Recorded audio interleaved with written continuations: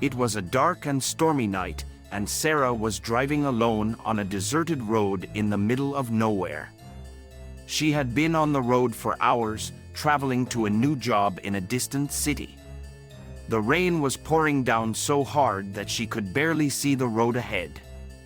She was exhausted and anxious to get to her destination. As she drove along, she noticed that the road was getting narrower and more treacherous. It was winding and steep, with no guardrails to protect her from the sheer drop-offs on either side. She tried to stay focused, but the rain was making it hard to concentrate. Her windshield wipers were struggling to keep up, and the headlights of oncoming cars were blinding. Suddenly, her car started to sputter and shake, and then it came to a complete stop.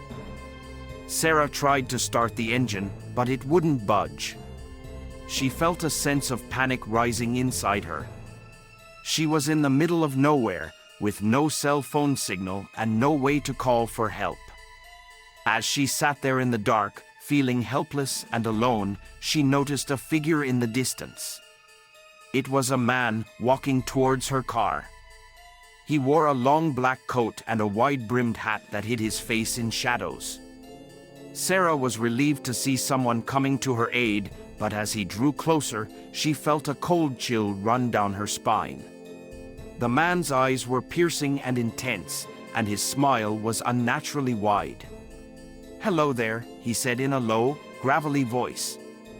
"You seem to be in some trouble. Can I help?" Sarah hesitated for a moment, unsure of what to do. But then the man reached out and grabbed the door handle, pulling it open. "Get out," he said. "I'll take a look under the hood." Sarah got out of the car, feeling vulnerable and exposed. She watched as the man leaned over the engine, muttering to himself. But then she noticed something strange. His hands were turning a sickly shade of green, and his fingers were growing longer and more slender. His face was contorting and twisting, becoming something monstrous and terrifying.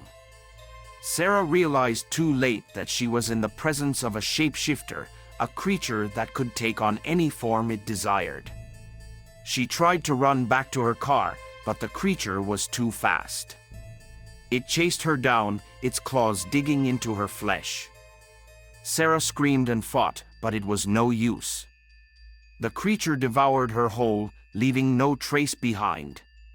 From that day on, no one ever dared to drive on that road alone at night.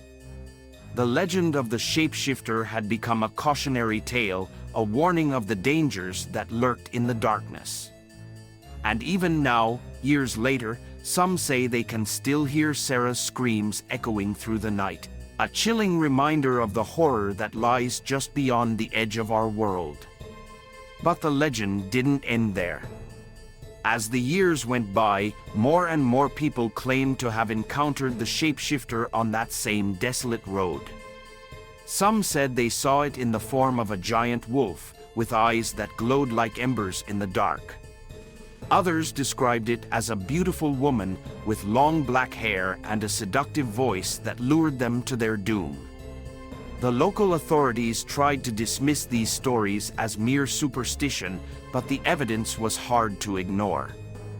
Cars were found abandoned on the side of the road with no sign of the drivers. Hikers reported strange howling noises coming from the hills.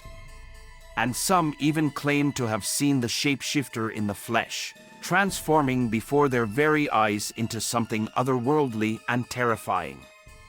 It wasn't long before the town became known as a hub for supernatural activity. People started avoiding the area altogether, and those who did venture into the town did so with great caution. But despite the danger, some were drawn to the mystery and allure of the shapeshifter.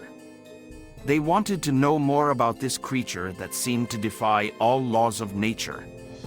One such person was a young woman named Emily. She was a journalist, and she had heard stories about the shapeshifter from her colleagues. She was fascinated by the idea of a creature that could change its form at will, and she wanted to know more. So she decided to take a trip to the town and see for herself. As she arrived at the outskirts of the town, Emily felt a sense of unease. The air was thick with an otherworldly energy, and she could feel the weight of centuries of darkness bearing down on her. But she pushed on, determined to uncover the truth. She started by speaking to the locals, asking them about their experiences with the shapeshifter. They were hesitant to talk at first, but eventually they opened up to her. They told her stories of the creature's many forms and its insatiable hunger for human flesh. They spoke of its ability to blend in with the shadows, to disappear without a trace. But as Emily dug deeper, she began to realize that there was more to the story than she had initially thought. She discovered a secret society of shapeshifters who had been living among the town's residents for generations. They were a tight-knit community, bound together by a code of secrecy and honor. Emily managed to gain their trust, and they allowed her to witness their transformations firsthand. She watched as they shifted effortlessly between human and animal form, their bodies twisting and contorting in ways that defied all reason. She saw the beauty in their transformations, the raw power and primal energy that flowed through their veins. But as she spent more time with the shapeshifters, Emily began to realize that they were not all monsters. They were complex creatures with hopes and dreams and fears just like anyone else. They had a rich culture and history that had been hidden from the outside world for far too long.